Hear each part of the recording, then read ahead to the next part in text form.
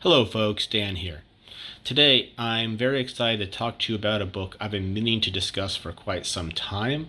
This book right here. This is Jack Irons' The Steel Cowboy from Wicked Publishing. Now, full disclosure, I too am affiliated with Wicked Publishing through the Mythoverse books, and I have backed Jack Irons heavily during its initial Indiegogo, as well as Cactus Coyote, or is it Cactus Coyote? I'm not sure, it depends where you live, and the current Indiegogo for issue 3. So I'm coming at this review from the point of view of a supporter and a colleague.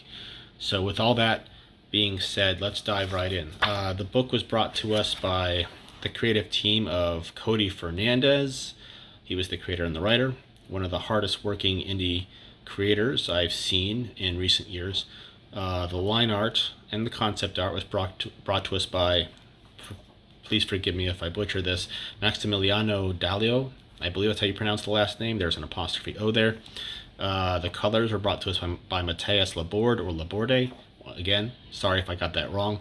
Letters and editing were by Vincent Rush. The logo design, this striking red hot iron brand logo here, was brought to us by Fawkes. The co-publishers were Michael Watson and Matthew Bryant. So with all that being said, let's dive in properly and start talking about Jack Irons' The Steel Cowboy issue number 1. So what is this book about from 50,000 feet? Well, from 50,000 feet, the answer is not a whole lot. This issue concerns itself primarily with backstory, not narrative. We do get a little bit of narrative at the very end, but for the most part, this story is all about Jack's backstory. So we open up in a flashback. The very first line is, "I reckon the best place to start, partner, is my earliest memory." Now, we don't have it explicitly spelled out for us as to who the narrator is. If we didn't know anything else about the story, we wouldn't know who's talking. But what works about this diction here is that it tells us what type of person this person is, and it helps pull us into the world. I reckon, partner. When a reader reads those two lines, they immediately think cowboy. So if we knew nothing else about the story, if we didn't have this image right here, we didn't have the cover, if we just read that one line, we'd know that we're talking to a cowboy. And then we immediately start picturing the Wild West, which is cool. So that's a very good use of dialogue there, very skillfully executed, sets the characterization as well as setting the stage for the rest of the story. Very nicely done there. So, as we said, it starts with a flashback.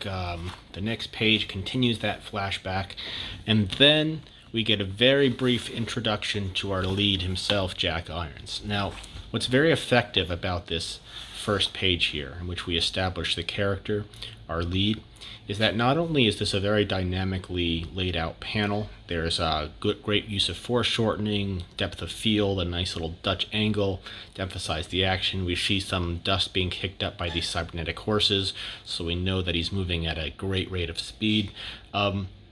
This panel here is very efficient visual storytelling because it establishes the tone and the setting in one image. It's a futuristic Western. Got it. Very efficient. We've established the setting perfectly. The one problem I have with this book is that Jack in the present story isn't himself established in the same way. So Jack himself is an immortal man. In his own words, he has 2,000 years of memory and over 250 years of life. So that's fascinating right there. There's quite a lot you can do here, and he has quite a lot of stories to tell throughout all of those thousands of years of memory and 250 years of life. The problem is we don't know anything about Jack himself yet before we dive into the backstory. But anyway, once the backstory is complete, and I'm not going to go into detail for each and every last part of that backstory because, you know, that's part of the experience of the book. I want you to experience that for yourself, and it's worth experiencing. It's very well executed and very well done. But once that backstory is complete, We do get a chance to see him bust out and be awesome. He thrashes a bounty droid with some fancy six-gun work. That is a thrilling, exciting action sequence that's a lot of fun to read. A lot of different camera angles, a lot of fun staging of the action, and quite interesting and exciting to read. The only problem is it's very brief and it occurs after all of this exposition. I personally would have preferred that the story start with this sequence in this situation, and perhaps rather than having the droid come after Jack, the droid comes after somebody else. Maybe Jack rescues some unfortunate person from this bounty droid. Maybe it's a debtor coming to lock some damsel in prison because her husband died in the debtor's factory and she can't pay. I don't know, just spitballing there.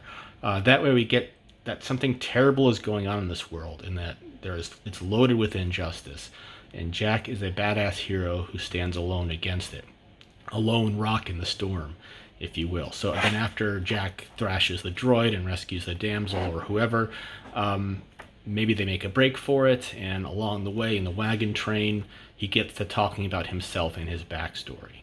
In my opinion, that way we would have a situation in which we're immediately intrigued by our lead because we've seen him be heroic, we've seen him be selfless, we've seen him stand up to injustice, and we want to know more about him. And then the backstory, at least for me, would have more impact. But anyway, is the story interesting? Yes. Is there a lot of cool ideas being put forth? Yes. Is the eye-catching art appealing? Absolutely. Are the colors evocative, atmospheric, and used for stylistic and thematic expression? Yes, and then some. Is the story arranged, in my opinion, in the reverse order it should have been? Yes, that's my opinion, however. With that being said, I highly recommend getting into this book.